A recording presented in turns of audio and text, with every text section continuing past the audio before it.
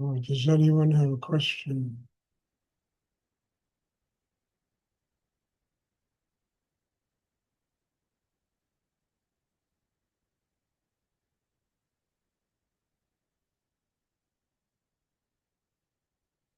Stuart, I have a question, Bob Sink. Yes, Paul? There's I guess it's a biological part of me that when winter hits and it starts snowing, there's a part of me that really wants to hunker down and hibernate like a bear. And I don't think I get it, but I don't think that serves my inner work. Um, Well, Bob, it's a universal condition, I mean, it gets cold out,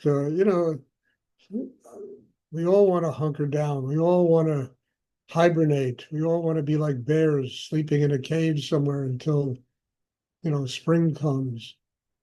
But life requires that we live, that we act, we live in the world, we take care of ourselves, we commit ourselves to things, and the requirements of life, get us out of our cave and make us do things that we have to do in order to literally survive every day.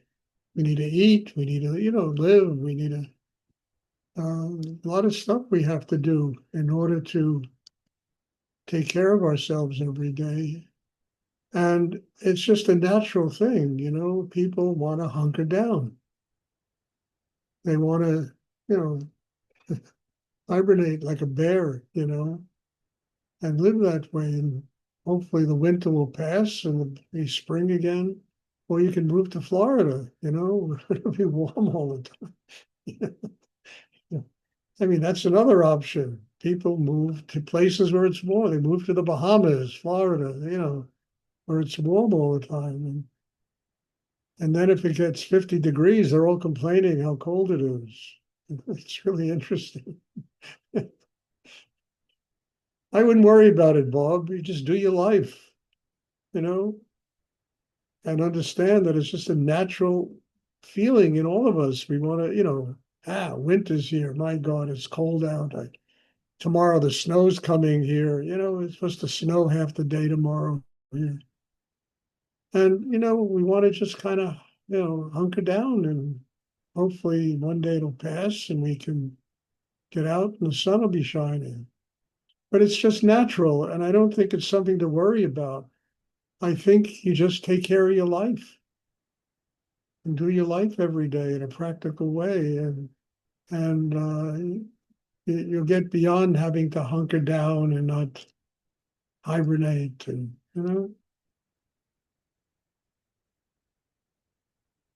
I think everybody gets the same feeling.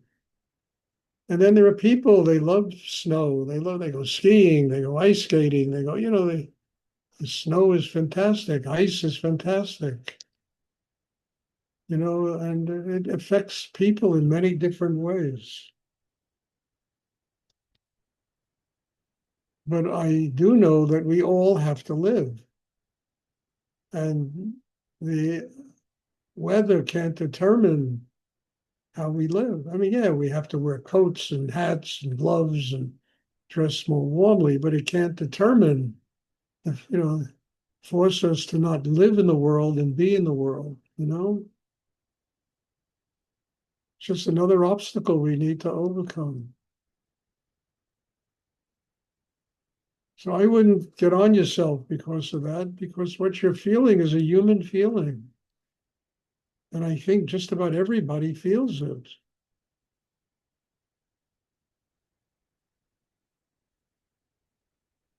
Then it's a matter of what we do about it. You know? And to me, we have to live. And we have karma to work out. We have life to do. We have things that we have to do in order to, take care of ourselves, and we have to do them.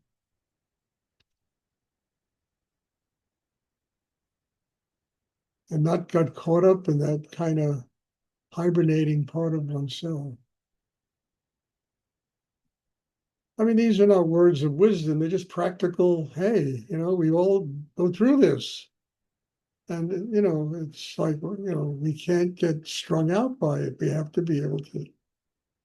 I mean, as kids, we'd go out and have snowball fights and sleigh riding. And, it was, winter was kind of fun.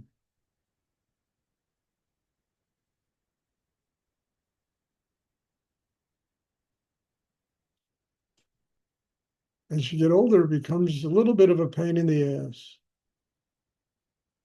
And you just have to deal with it the best way you can and make your life work. Take up skiing. And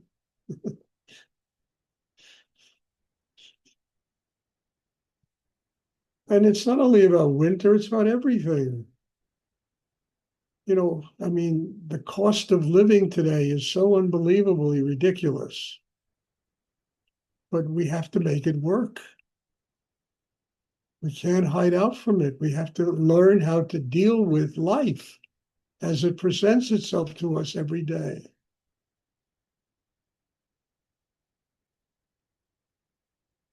And there are so many things like that people complain about and this and that. And instead of, hey, well, how do I have to grow to be able to deal with these things? What do I have to change in myself to make it possible for me to deal with, like that book of my madness falling from the sky? And there's a lot of it. It's all over the place.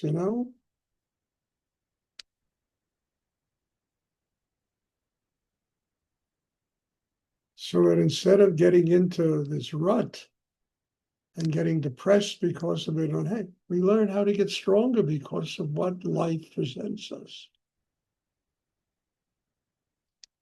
I remember when I was living on 13th Street in Manhattan, and I had to leave. I had a lot of trouble with the landlord. It became a nightmare, actually, and I had to leave. And it took me about 3 months to find another place. It was New York City, and it was not easy, to find things in New York City. But one day, it was all by, there are no accidents in the world, and it was all by accident. I walked into my gallery, and Cesar said to me, "Did you see that ad in the Village Voice?" This is 3 months after having looked at about 60 different lofts and places to live. I said, "No, I haven't seen it, Cesar." So I looked, and it was a 4,000 square foot loft that was literally around the corner from where I was living. So I called him up. I walked out of the elevator. I took one look around and I said, "I'll take it." That's what I said. Boy.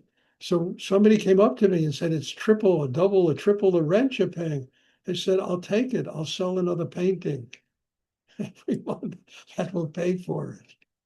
Something will come." And it came. Money came to pay for it.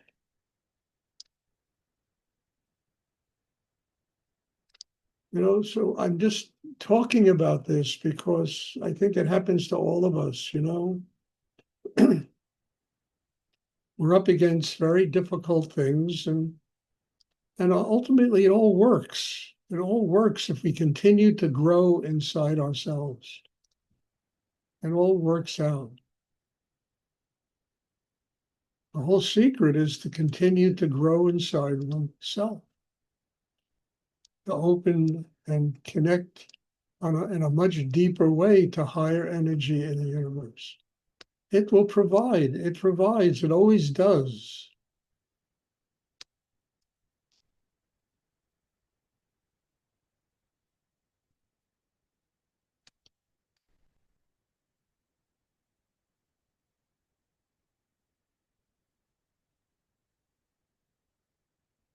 Because I never forget that when this person came up and said, "My God, it's 3 times your rent.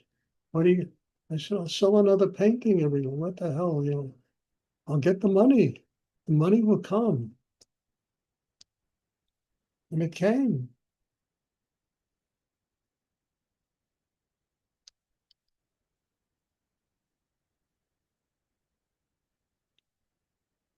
And I lived in that place for 11 years. And the biggest mistake I made was not buying it. I should have bought that place, but then, who knows? Guess life, karma had other reasons to guide me to Woodstock and that house I had in Woodstock. And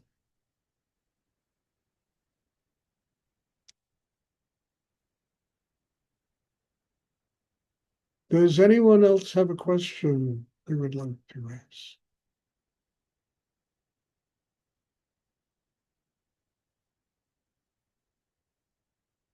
I hope that's clear, Bob, you know. Does anyone else have a question?